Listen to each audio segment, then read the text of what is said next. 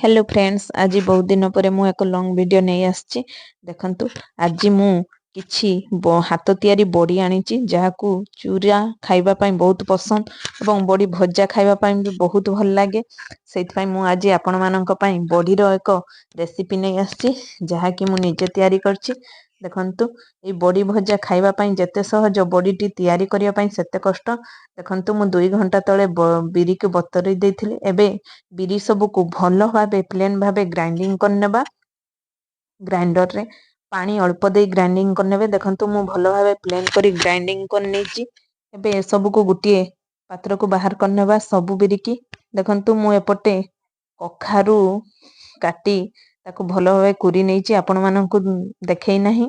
आपण माने कखारू काटी भल भावे कुरी नेबे कि ग्राइंडिंग करी ताको गुटे कपड़ा रे चिपुडी देबे एवं एथिरे लूण लंका एवं गोटा जीरा जीरा गुंड दे भल भावे गुळे नेबे। ए सब को मिसी मु भल भावे गुळे नउची। स्वाद अनुसार लूण देबे। कई कई लूण भी दियंती नाही किंतु मु लूण दिए काईना लूण न देले मते भल लागेनी टेस्ट। लूण लंका जीरा दे देखंतु मु भल भावे गुळे नेली। एथिरे गुळैला परे देखंतु भल भावे मु गुळे नउची। सब मिसिबा दरकार। गुळैला परे मु गुटे छोटो पात्र को नउची जोथरे की बड़ी फेणीबी। फेणिया पाई बहुत कष्ट हुए, हाथ मध्य बिंधि जाए किंतु जेते फेणीबे बड़ीटी सेते सुंदर हबो, धला देखा जिवो एवं हल्का मध्य हबो। खाइबा पाई पाटी को स्वाद लाग्यो।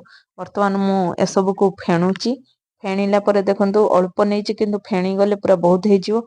जोथरे बड़ी देबी चल्ला रे मु देबी तेणु सेथिरे भल भावे तेल लगेई नउची। तेल न नागिले पुनी बड़ी उठिबो नै। देखंतु फेणी जाईची। वर्तमान मु बड़ी सब को पकोउची। केमती देखंतु बुढ़ा आंगुली एवं बिसी आंगुली मझी देई मु बड़ी पकोउची। टिके छोट छोट साइज रो बड़ी पकाउची कारण जल्दी सुखी जिवो। खरा हेले 2-3 दिन रे जेमती सुखी जिवो एवं भलो भावे सुखिला परे हम खाइबा को जल्दी मिली जिवो नुह कि। देखंतु मु वर्तमान बड़ी पकई सारिलिनी। केते गुडा पकईची नुह, केते थरो फेणीबा को होउची। फेणीला परे एमिति सब बड़ी पकई देबे। वर्तमान बड़ी पकेवा सरी गलानी। देखंतु ए सब को मु आनी छात ऊपर को नै आछी। आपण माने देखंतु मु कौथरे बड़ी पकेइची। केवल चल्ला रे नहीं, मो पाखरे आउ किछि चल्ला नथिला। सेथि पई देखंतु परिबा स्टैंड रे हमर जो वेजिटेबल स्टैंड सेथिरे सब छोटो छोटो बाहर करी आनची एवं सेथिरे बड़ी पकेइ। शेषरे देखंतु फूल बाचियारे भी पकेइ देछि काहे कि मते जागा हेलानी। देखंतु केते सुंदर बड़ी हेइची। 2 दिन रे सुखी जिवो।